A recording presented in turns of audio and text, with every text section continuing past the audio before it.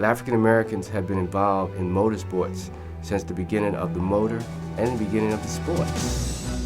The blacks weren't accepted, and for them to race, they had to have their own series. The Golden Glory Sweepstakes was the 500 for the colored people. It was courageous. It galvanized the African American community around an event. It was an event that gave them a great deal of pride. It wasn't about color to them, it was about racing. That was all they wanted to do. Charlie Wiggins and Bobby Wallace were considered the best. It was a very, very difficult period to be black. The mob lynched 2 people. Significant political leadership was held by the Ku Klux Klan. Al Sweeney said he would like to make me the Jackie Robinson of automobile racing. Joey proved in a difficult era that the door could be pushed open gently. The announcer was, his jaw would drop at the sight of a black guy with all these white drivers. He said, "Who's that nigger out there in that 7?" And they'd be stopped at the door. And you can come in, you can't come in. So there was Wendell Scott clearly in the crosshairs of all of this dynamic social change. They were willing to accept all the hardship because they loved the sport that much.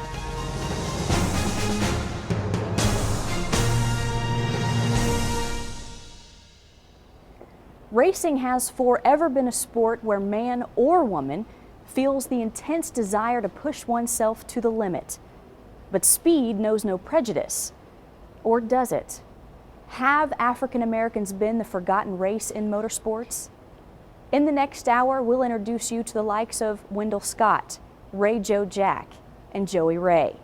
Some of the trailblazers who were just as important in changing social attitudes in racing as Jackie Robinson was to baseball. And many of you will be surprised by the deep heritage African Americans have in racing, even right here at the Indianapolis Motor Speedway, where a legendary Negro racer named Charlie Wiggins mentored several drivers who went on to win the Indy 500. So who was the first African American to leave a mark on auto racing? Well, that distinction goes to, of all people, a boxer, the brash and cocky heavyweight champion, Jack Johnson. Jack Johnson, the flamboyant first coming of Muhammad Ali. Jack Johnson would compete against anybody in any sport, didn't matter if it was baseball, football, race, boxing, he knocked everybody out. Jack Johnson is not that much different than Dennis Rodman. He was seen not only as a great fighter, but also as a larger-than-life man, and one of those exploits was in the driving.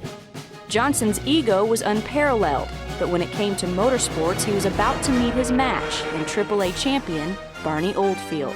Barney Oldfield was such a natural-born promoter. It was in his blood. His ego was huge. To be at the forefront of doing spectacular things, match races and so on, sometimes his enthusiasm probably carried him over the top.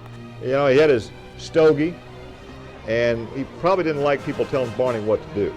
The two larger-than-life sports personalities were to stage a best 2 out of 3 match race to be held at Sheepshead Bay Raceway at New York's Coney Island on October 25, 1910.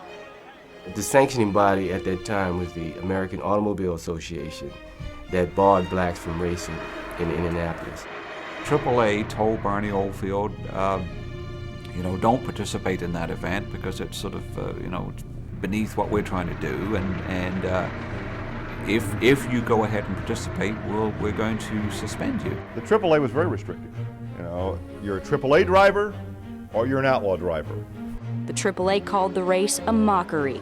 Adding to their embarrassment was that the league's top driver was agreeing to compete against an African American with no AAA license or approvals from sanctioned speedway officials.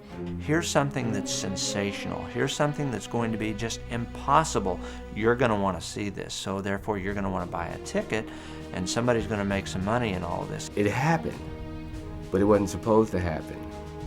On October 25, 1910, with a large crowd looking on, Johnson and Oldfield squared off for their best-of-3 match race. Oldfield took the first heat easily. Johnson won the second race. And then Barney left the heavyweight champion in the dust in the third and final heat. Behind the scenes, they probably had an arrangement to split at least part of the money. Basically, it was a moneymaker. Barney Oldfield got barred for life. Then they rescinded the suspension. A lot of blacks were embarrassed by what he did, and you can read newspaper accounts of where African American communities throughout the United States said that his actions were harmful to African Americans. My feeling is that this exhibition provided the opportunity for the AAA to justify, or at least to state publicly, this exclusionary policy that they had all along. For African Americans, it would be a long battle to earn the right to compete in official AAA sanctioned competition.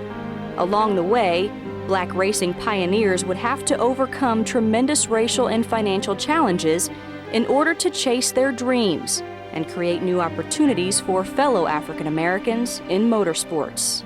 The AAA, they had the door closed. The gate was locked for any black driver that wanted to compete in the Indianapolis 500. What was great about the Golden Glory race was that these drivers wouldn't be denied. They were going to race come hell or high water.